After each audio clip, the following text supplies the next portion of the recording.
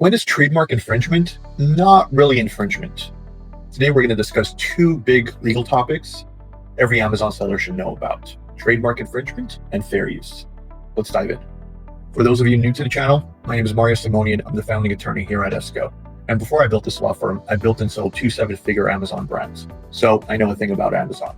Today, me and my team, we help out 7- and 8-figure Amazon sellers, whether it's fighting back against Amazon or protecting their IP against infringers. To date, we've collected over $20 million from infringers and marketplaces, and we're just getting started. Before we talk about trademark infringement, let's just take a few seconds and talk about what a trademark is and what it is not. So a trademark is a brand, it could be a slogan, or it could be a logo, anything that identifies the source, meaning like the original manufacturer or the actual brand.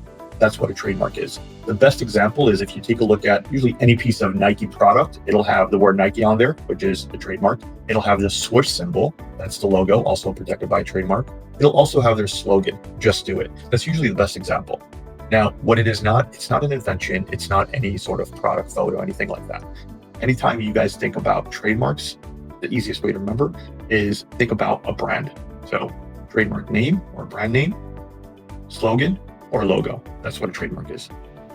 So what is trademark infringement? Trademark infringement is anytime you use another company's trademark without their permission. So if there's ever a situation where a consumer or a client on Amazon, a shopper on Amazon, may be confused and think, is this product from that brand? Then that may be considered trademark infringement.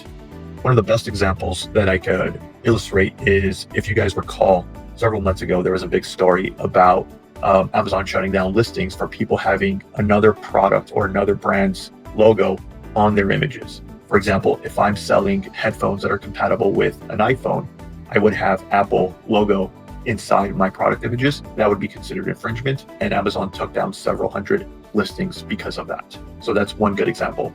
Another example could be if I'm selling filters for vacuums, and let's assume that is compatible with Dyson filters, but I don't write compatible. I just write filters for Dyson vacuums. That could also be considered infringement. The best way to think about it again is think from a consumer's perspective. Is this going to confuse the consumer? Is the consumer going to think that maybe your product is from that brand? That would be considered trademark infringement. We've had a lot of clients come to us and say, Amazon suspended me for trademark infringement, but I didn't know. So in the world of IP infringement, your mental state, whether you did it intentionally or by accident or just recklessly, your mind state is not a factor that they take into account. As long as it's there, it's considered infringement. One more thing is it listed the product, but it never sold any units. It was just the listing itself. So even that could be considered infringing, because as long as you're marketing or offering to sell or selling, it could be considered infringement. So sales isn't required. Mental state, not a factor whenever we're talking about infringement. Now let's talk about when it is okay to use someone else's brand name or someone else's trademark. So there's three main buckets of when you use someone else's trademark is considered fair use. Number one is going to be a compatibility claim. So if you claim that your headphones are compatible with iPhones, that's completely fine.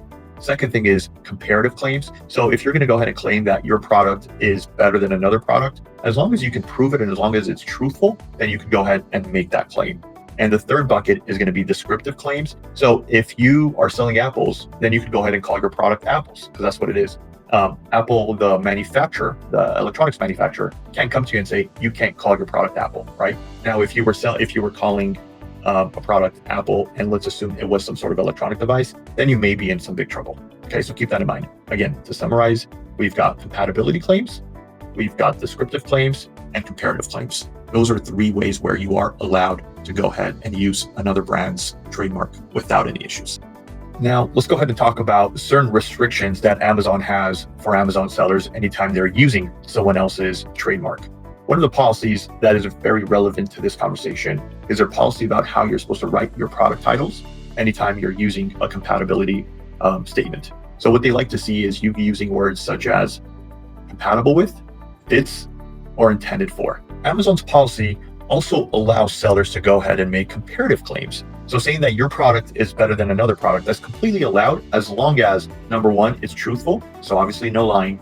And number two, as long as you could very easily prove it, right? Now, if I were to say that my battery lasts longer than, let's say, the major brand's battery, as long as that's truthful and I've got proof or I've got evidence to substantiate my claim, then that should be okay.